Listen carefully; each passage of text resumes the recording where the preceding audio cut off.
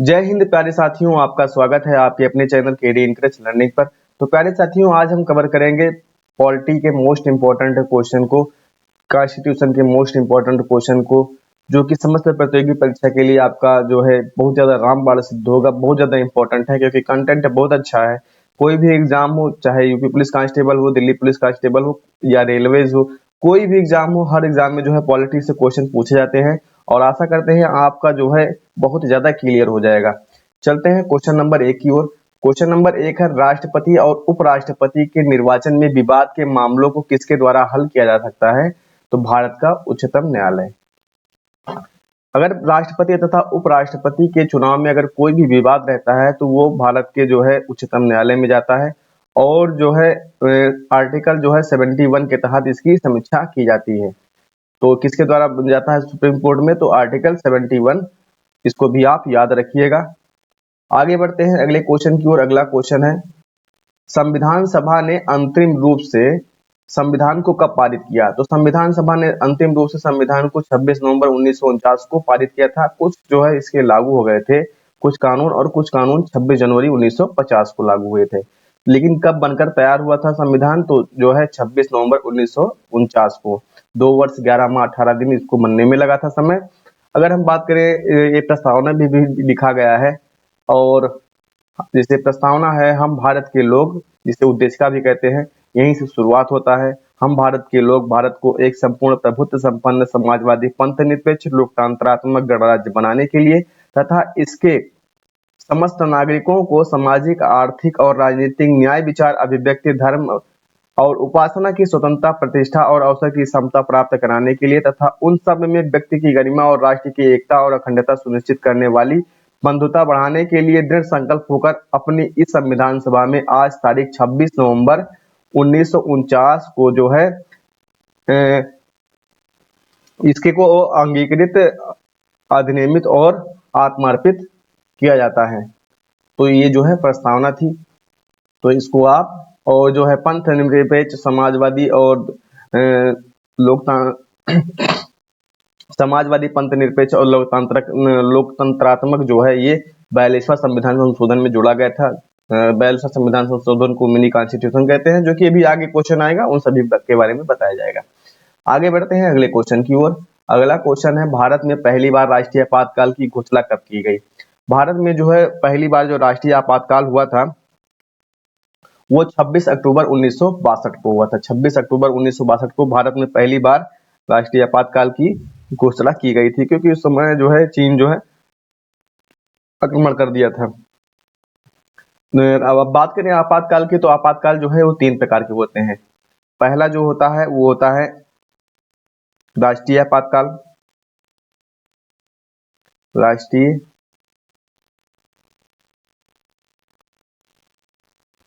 राष्ट्रीय आपातकाल जो कि संविधान के जो है अनुच्छेद 352 में वर्णित है। दूसरा क्या होता है? तो दूसरा जो होता है संवैधानिक तंत्र की विफलता, यानी राष्ट्रपति शासन।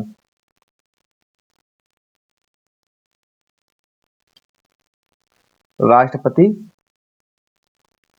शासन ये किस अनुच्छेद में है? तो ये अनुच्छेद 356 में है।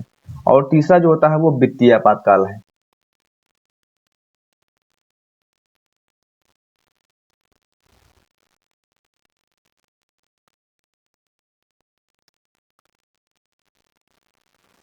तीसरा है जो वित्तीय आपातकाल, वो की अनुच्छेद 360 में वर्णित है। और आपसे क्वेश्चन ये भी पूछ लिया जाता है कि वित्तीय आपातकाल अभी तक कितनी बार लगाया जा चुका है? तो एक भी बार अभी वित्तीय आपातकाल नहीं लगाया जा चुका है, बल्कि जो है 1991 में लग रहा था लग जाएगा, लेकिन लगा नहीं था। आगे बढ़ते हैं।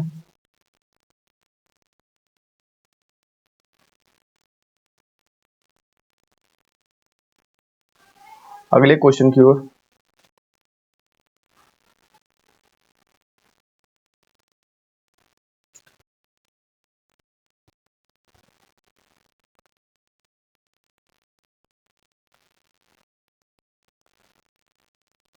अगले क्वेश्चन की ओर बढ़ते हैं। भारतीय संविधान के किस अनुच्छेद के तहत राष्ट्रपति को सर्वोच्च न्यायालय से परामर्श मांगने का अधिकार है? तो अनुच्छेद 143 के द्वारा जो है भारतीय राष्ट्रपति को जो सर्वोच्च न्यायालय से परामर्श मांगने का जो है अधिकार प्राप्त है, और जो है राष्ट्रपति को परामर्श देगा तो कम से कम 5 जज उसके होने चाहिए। सर्वोच्च न्यायालय के जो है 5 जज होने चाहिए, जो है जब बैठक होगी तो उसमें उपस्थित होने चाहिए कम से कम। आगे बढ़ते हैं अगले क्वेश्चन की ओर। अनुच्छेद 368 संसद को कौन सी शक्ति प्रदान करता है? तो संविधान संशोधन की शक्ति प्रदान करता है। आगे बढ़ते हैं अगले क्वेश्चन की ओर। संविधान में मूल कर्तव्यों को किस समिति की अनुशंसा के आधार पर शामिल किया गया था? तो सरदार स्वर्ण सिंह समिति के जो है द्वारा जो है मूल कर्तव्यों को शामिल किया गया था। और जो है एक बात और जान लीजिए, जो है मूल कर्तव्य कहाँ से लिए गए हैं? तो ये रूस से लिए गए हैं। जो है उस समय जो क्या था, ये यूएसएसआर था, जो कि संयुक्त जो है उस समय क्या था, संयुक्त राष्ट्र संघ जो है रूस था।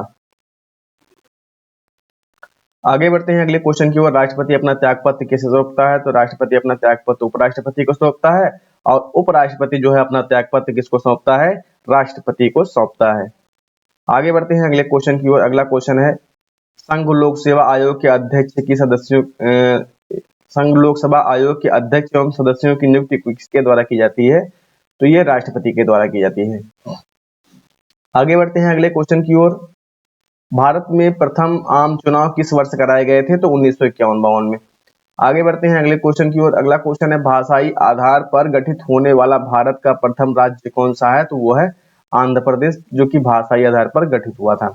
आगे बढ़ते हैं अगले क्वेश्चन की ओर। अगला क्वेश्चन है, भारत में राष्ट्रपति किस अनुच्छेद के तहत देश में राष्ट्रीय आपातकाल की घोषणा कर सकता है? तो अनुच्छेद 352, जो कि अभी आपको पहले ही बता दिया गया है।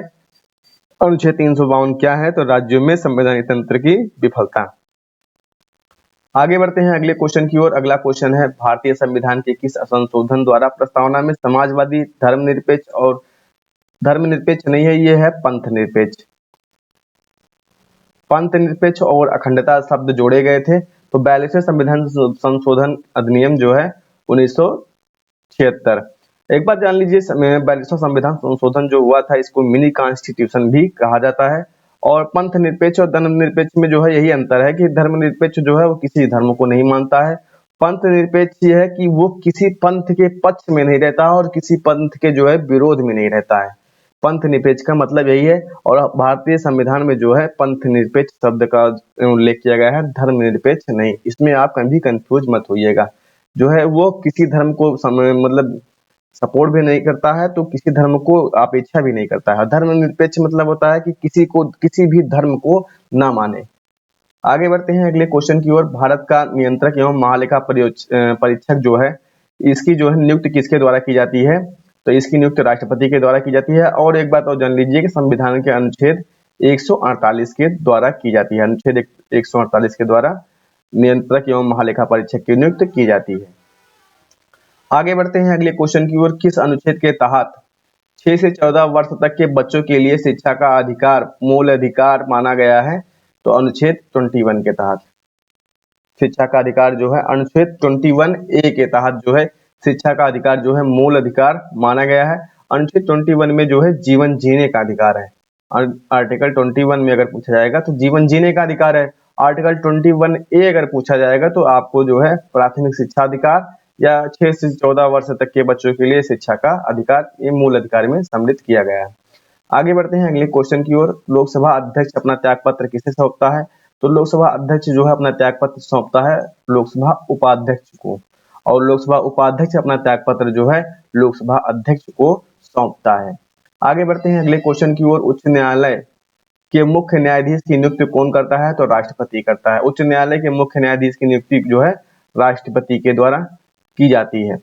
आगे बढ़ते हैं अगले क्वेश्चन की ओर। अगला क्वेश्चन है, संविधान का अनुच्छेद 40 राज्य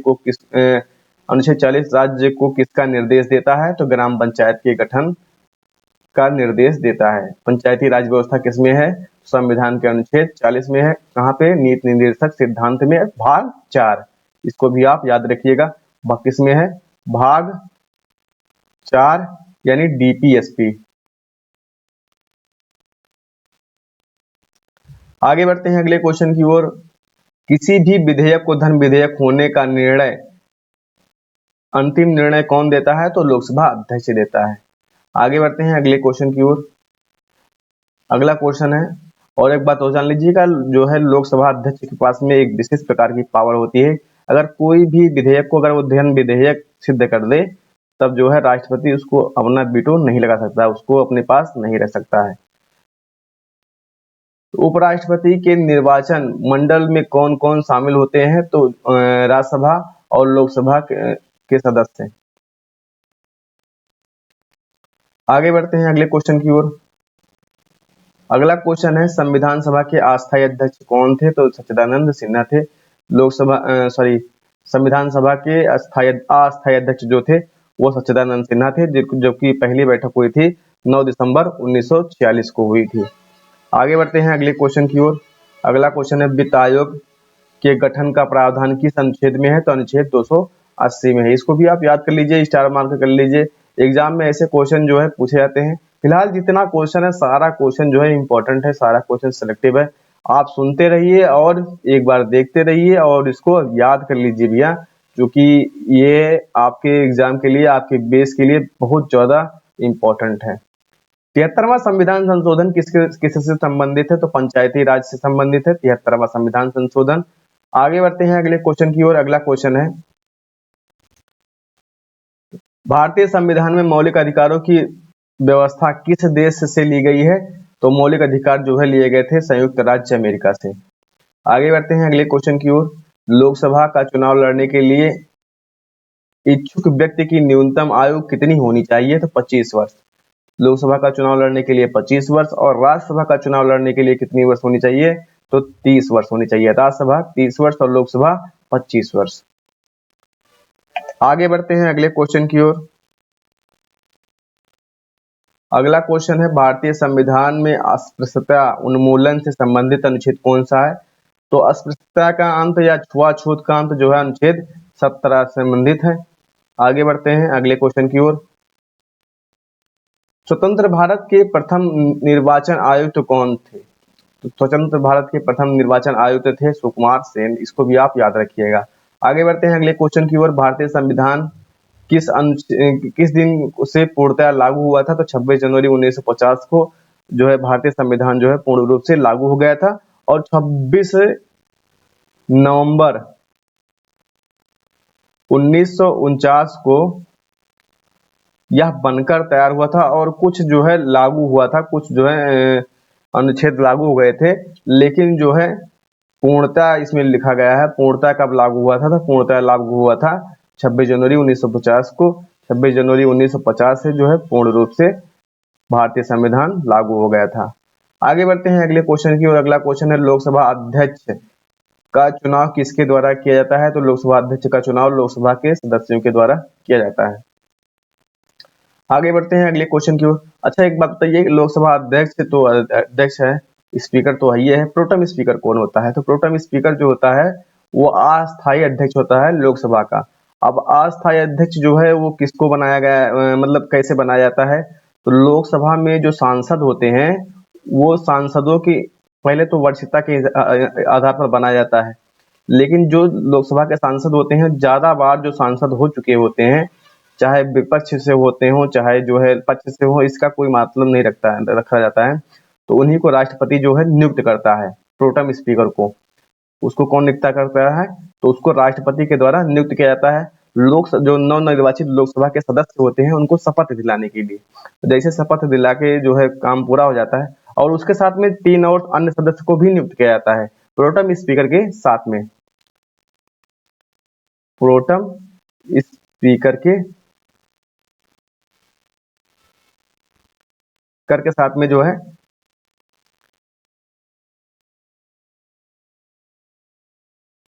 3 सदस्यों को की नियुक्ति और की जाती है।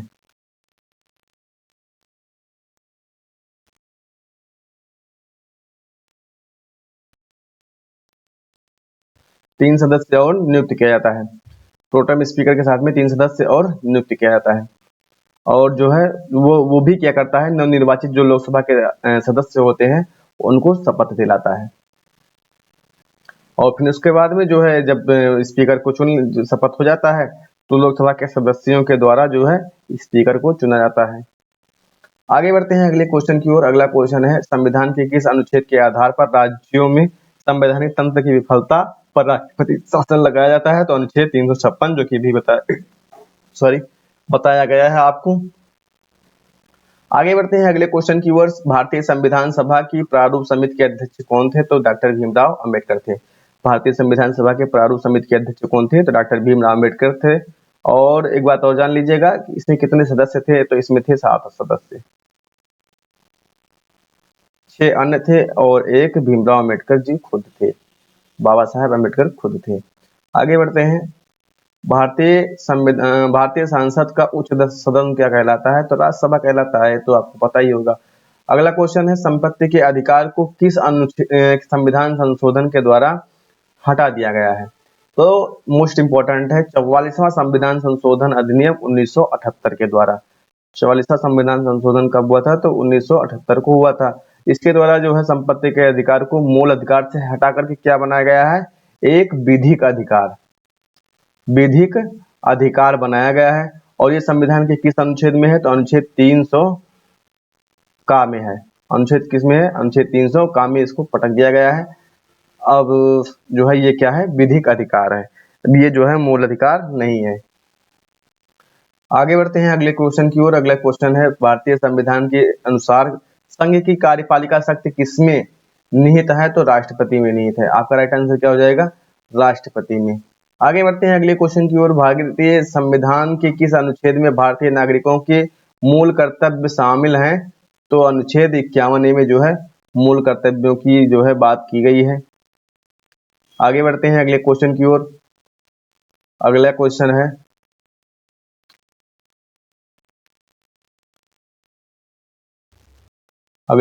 है, भारतीय संविधान को कुल कितने भागों में बांटा गया है? तो मूलतः जो है 22 भाग में बांटा गया है, लेकिन अब इस समय कितने भाग हैं? 25 भाग है। आगे बढ़ते हैं अगले क्वेश्चन की ओर। नीति आयोग का पदेन अध्यक्ष कौन होता है? तो वो होता है प्रधानमंत्री। नीति आयोग का जो है अध्यक्ष कौन होता है? तो प्रधानमंत्री होता है। और इससे पहले इसका क्या नाम था? तो योजना आयोग नाम था। आगे बढ़ते हैं अगले क्वेश्चन की ओर। भारत के संविधान में प्रथम संशोधन कब हुआ था? तो 1950 में हुआ था। आगे बढ़ते हैं अगले क्वेश्चन की ओर। भारत के नियंत्रक एवं महालेखा परीक्षक की नियुक्ति कौन करता है? संविधान के किस अनुच्छेद में है? तो ये है अनुच्छेद 148 में। कौन करता है? तो राष्ट्रपति करता है। राष्ट्रपति करता है। अभी आप पहले ही आपको बता दिया गया है। आगे बढ़ते हैं अगले क्वेश्चन की ओर। भारत में सर्वप्रथम 2 अक्टूबर 1959 को पंचायती राज व्यवस्था का शुभारंभ कहाँ से हुआ था? तो राजस्थान के जो है नागौर से हुआ था पंचायती राज व्यवस्था का शुभारंभ। और संविधान के किस अनुच्छेद में है इसका उल्लेख? तो इसका उल्लेख है संविधान के अनुच्छेद 40 में। आगे बढ़ते हैं अगले क्वेश्चन की ओर। भारत में ईवीएम पहली बार जो है कब इस्तेमाल किया गया था? तो भारत में जो है ईवीएम जो है पहली बार 1982 के केरल के विधानसभा के चुनाव में जो है इसका इस्तेमाल किया गया था। दल बदल से संबंधित कानून का उल्लेख किस अनुसूची में है? तो 10वीं अनुसूची में है दल बदल से संबंधित कानून। आगे बढ़ते हैं अगले क्वेश्चन की ओर। सरकारिया आयोग का संबंध किससे है? तो सरकारिया आयोग का जो है संबंध केंद्र राज्य संबंध से है। अगला क्वेश्चन है, राज्यसभा कब भंग की जा सकती है? तो राज्यसभा जो है कभी भी भंग नहीं की जा सकती है। इसके 2/3 जो है सदस्य जो है हर 2 वर्ष पर जो है सेवानिवृत्त होते रहते हैं। आगे बढ़ते हैं अगले क्वेश्चन की ओर।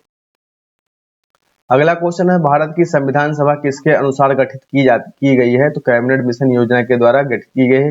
कैबिनेट मिशन योजना कब आया था? तो ये 1946 को आया था। कब आया था भैया? तो ये 1946 को आया था कैबिनेट मिशन योजना। आगे बढ़ते हैं अगले क्वेश्चन की ओर। भारत के प्रथम आम चुनाव कब गिराए गए थे? तो 1951-52 में। आगे बढ़ते हैं अगले क्वेश्चन की ओर। भाषाई आधार पर गठित होने वाला भारत का प्रथम राज्य कौन सा है? तो वो है आंध्र प्रदेश। चालू हो गया भाई क्या?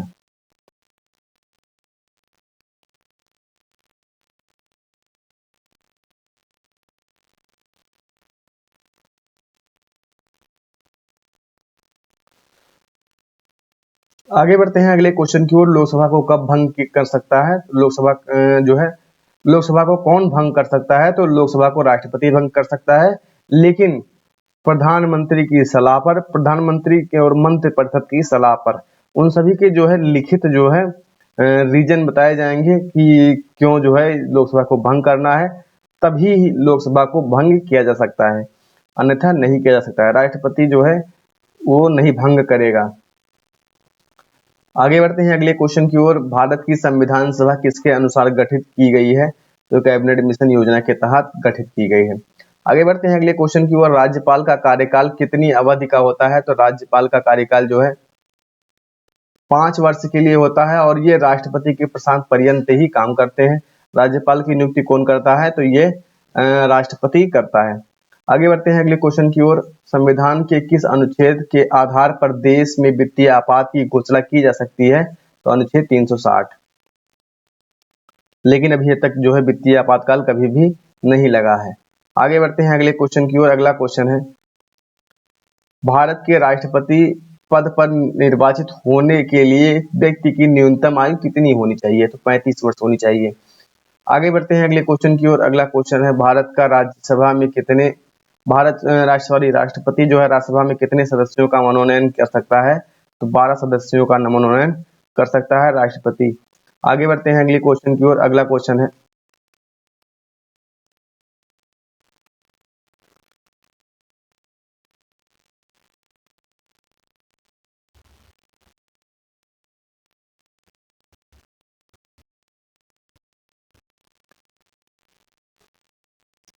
अगला क्वेश्चन है, संविधान का कोई सदस्य अपने अध्यक्ष की पूर्व अनुमति के बिना कितने दिनों तक सदन में अनुपस्थित रहे तो जो है उसका स्थान रिक्त घोषित हो जाएगा। मतलब यह है कि जो है कोई भी संसद सदस्य जो है वो कितना दिन तक जो है सदन में ना जाए तो उसकी सदस्यता समाप्त हो जाएगी। तो 60 दिन तक अगर ना जाए तो जो है उसकी सदस्यता समाप्त हो जाएगी, लगातार अगर ना जाए तो। अगला क्वेश्चन है, लोकसभा अध्यक्ष को कौन चुनता है? तो लोकसभा के सदस्य चुनते हैं। अगला क्वेश्चन है, संघ शासित क्षेत्र भी राज्यसभा में अपना प्रतिनिधित्व भेजते हैं? तो हाँ भेजते हैं भैया, भेजते हैं, क्यों नहीं भेजते हैं। विधान केंद्र सरकार का संवैधानिक प्रधान कौन होता है? तो वो होता है राष्ट्रपति। आगे बढ़ते हैं अगले क्वेश्चन की ओर। अगला क्वेश्चन है, भारत के कौन से राष्ट्रपति मतलब द्वितीय सेकंड परफॉर्मेंस के मतों की गणना के फलस्वरूप जो है निश्चित कोटा प्राप्त करने पर निर्वाचित हुए थे? मतलब 2 बार काउंटिंग हुई थी, 2 बार काउंटिंग हुई थी, तब जो है ये थे राष्ट्रपति वीवी गिरी, जो कि इनकी चुनाव में जो है 2 बार काउंटिंग कराई गई थी। आगे बढ़ते हैं अगले क्वेश्चन की ओर। संविधान के किस अनुच्छेद के अंतर्गत वित्तीय आपातकाल की व्यवस्था है? तो अनुच्छेद 360। आगे बढ़ते हैं अगले क्वेश्चन की ओर।